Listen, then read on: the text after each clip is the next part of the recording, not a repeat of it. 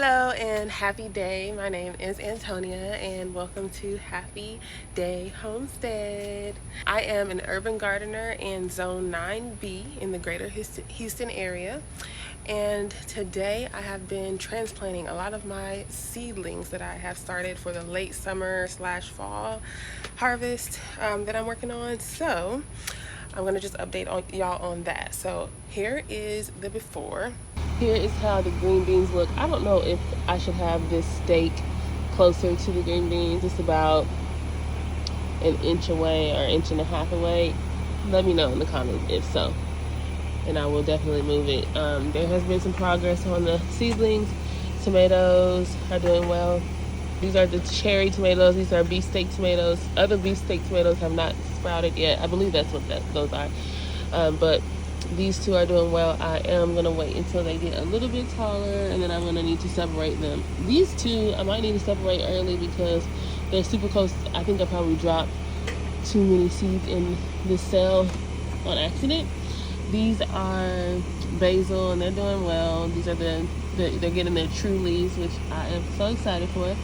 I got to figure out, I don't remember what was right here, but I want to say lavender's right here. I know that lavender does not like to be wet for long periods of time, so I think that's why that's not growing.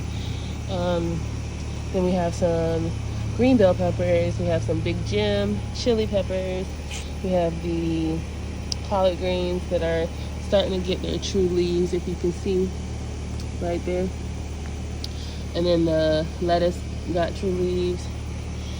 I didn't know if I should do multiple seeds of these, and now I do know, so I'm gonna do that. I'm gonna sprinkle some seeds, but I'm gonna wait until I transplant these, which I'm gonna transplant them with the tomatoes.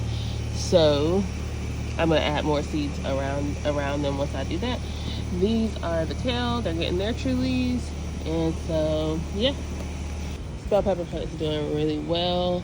It doesn't have very large, I don't know if it's the variety or what, because I did buy this as an established plant, so I don't know if it's the variety. I didn't look into the variety much, but the fruit does not grow that big, as big as the Keystone giant ones do.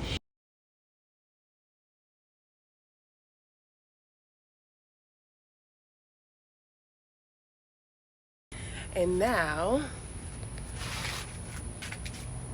we have transplants. So each one is taken care of except for the big Jim chili peppers and the Keystone green bell peppers.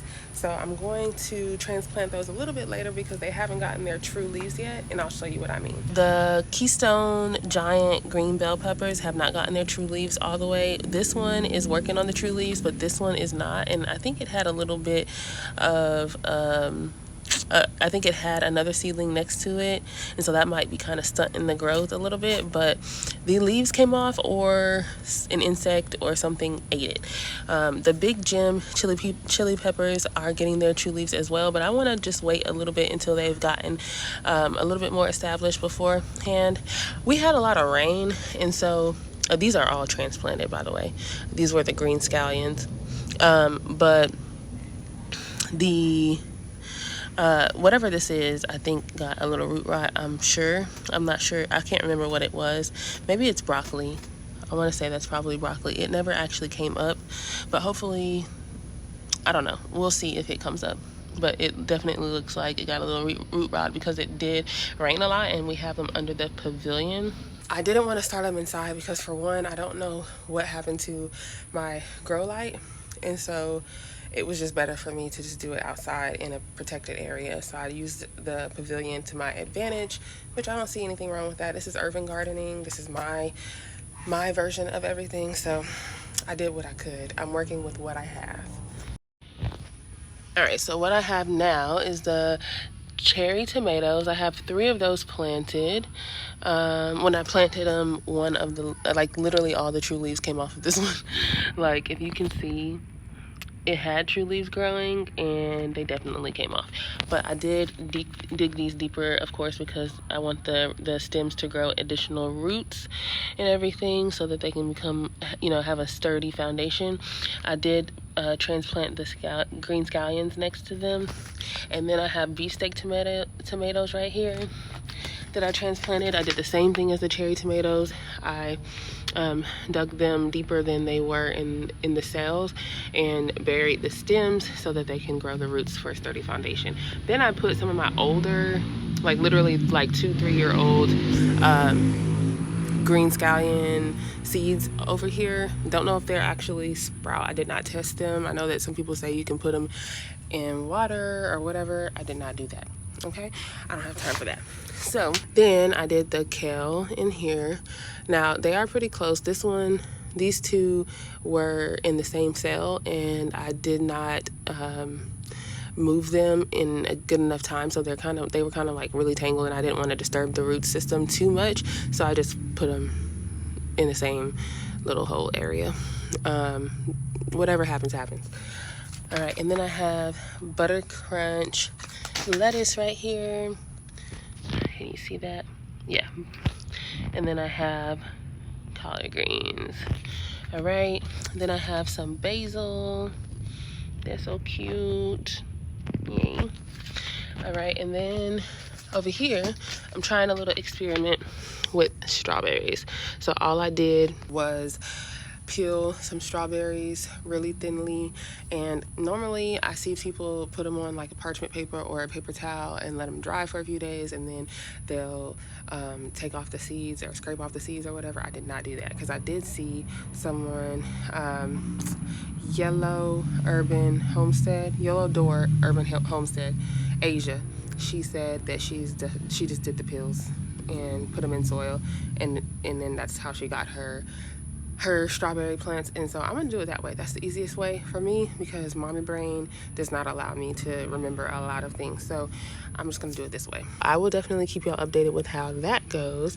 I am gonna water all these in.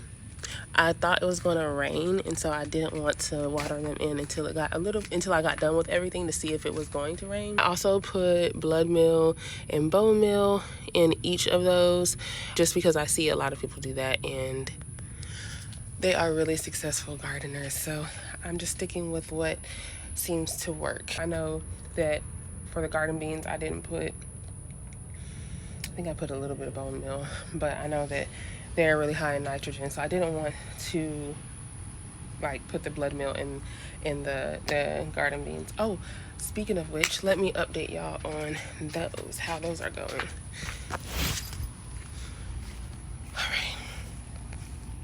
So hopefully these ants don't start coming for my plants and taking from them too much, but I know that there are a such thing as beneficial ants, and so I'm trying not to freak out about that. But look at the the garden beans. Look at them. They're doing so good. They are doing so good. Okay, and then here are the cucumbers. Look, they're so sturdy, and I have been watering them like they need to be.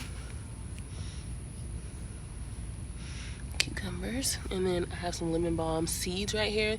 These are also super old seeds, 2-3 year old seeds, and so I'm not tripping if they don't come up. And then still have my old green bell pepper plant right here. And it's doing okay. I want to say I saw a squash beetle on it earlier. I'm not sure. It's the gray flat beetles, but I took it off, and it's been fine. But they're not really growing that big.